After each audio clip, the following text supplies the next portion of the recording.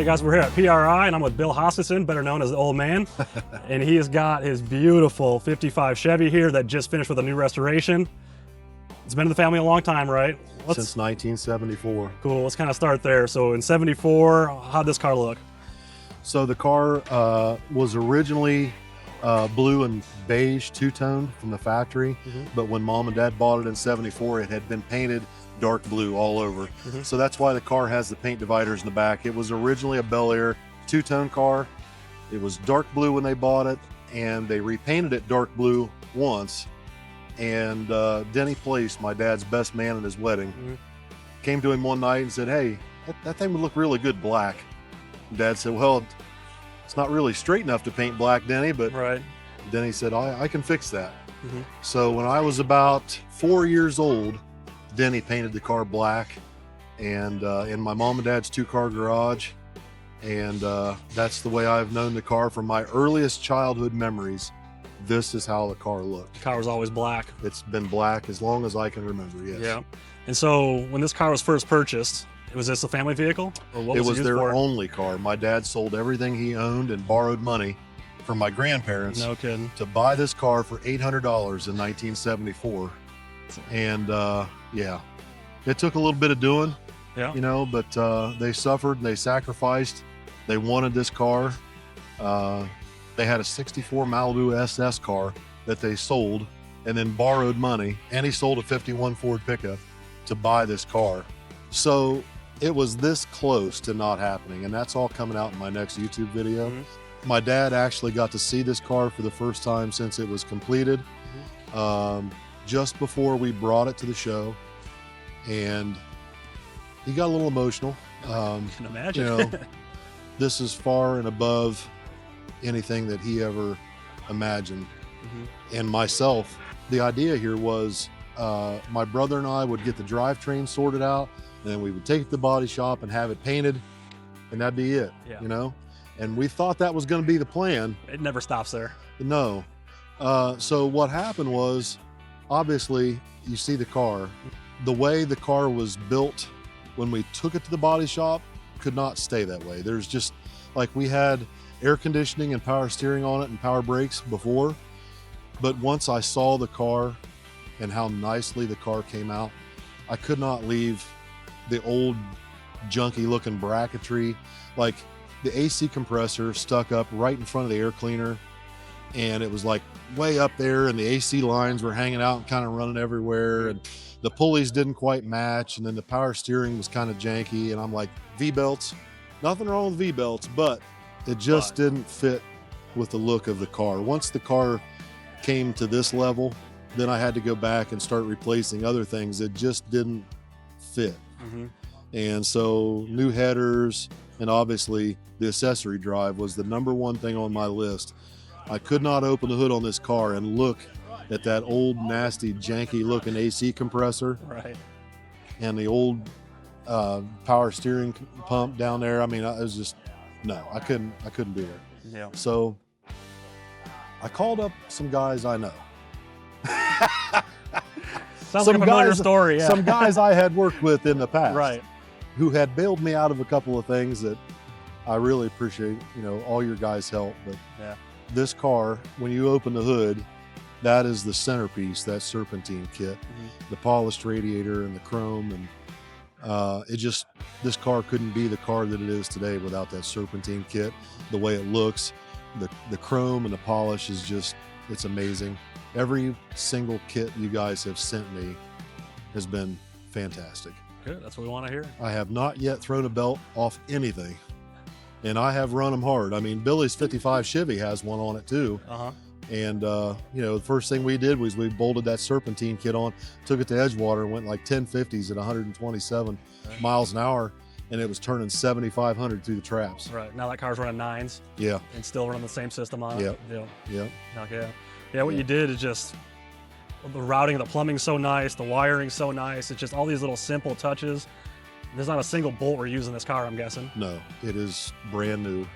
Every nut and bolt in this car is brand new. Did you ever think when you were first starting this project, well, how long ago did this project start when you started the restoration? So technically it started 5 years ago with the idea of just dragging the car out of the shed up at the farm putting an engine in it and getting it running and driving. And my mom and dad rode in it for the first time since about 1980. And what we didn't know at the time was that was the last time my mom would ride in the car. And it just so happens that we captured it on camera, which is really wonderful that we have that. But on that drive, you know, obviously the car still had the original manual brakes. It still had manual steering. The front end was wore out. Like, it was all the original suspension. And so we took it to Rich at Lucor and had the front suspension rebuilt. And then we filmed a couple little short films with the car. And we put disc brakes on the car, and like, we were making improvements on it, but before we could get it finished, my mom passed away, unfortunately. But Dad's still here with us, and as soon as we get some nice weather, we're gonna go for a ride in it. Start cruising. Let him drive it. Yeah. It'll be the first time my dad's ever driven this car with power steering and power brakes. Yeah. So be something else. And air conditioning. And right? So you can have windows up on those nice hot summer days you guys get. Yeah. So let's walk guys through the drive line a little bit. Guys always want to hear about the engines. What are they making for power? How'd you build it out? Yeah, so this is a pretty incredible story, actually. A friend of mine in South Carolina bought at auction like 20 factory in the crate 400 small blocks from an RV dealership out in Arizona that they decided these engines were obsolete. They weren't going to use them. So they put them up for auction, and this guy in South Carolina bought 20 of these things and had them shipped. This is one of only a handful left, and he's got all of them, I think. No kidding. Original 400 small blocks right out of a GM crate. No kidding. It has maybe 150 miles on it. No kidding. Yeah. So it's topped instead of trick flow, double hump heads, trick flow roller rockers. It's got a YN Team G intake on it with a 750 ATM gas carburetor. It's got a Tremec TKX 5-speed transmission. Nice. So it's got overdrive. It's got a 9-inch Ford rear end in it with a Detroit locker and 411 gears. It's just a really, really nice cruiser. Yeah. You know, simple upgrades that just make it ride modern. Oh yeah. What'd you do for the front suspension? Is that stock components? It's all stock components. Okay. Yeah. Gotcha. It's the suspension on this car is 100% stock, with the exception of the original from the 1970s Lakewood traction bars are still on. I've seen the slapper bars there. That's pretty cool. Yeah. Yeah. Awesome, man. So at what point in the restoration process does this thing start to slide into a higher level build? When you are working with a restoration shop for the first time, you know, you see the car starting to come apart, but when they cut that car from the toe board to the taillights, literally there was nothing left of the car from the door jambs back except for the top.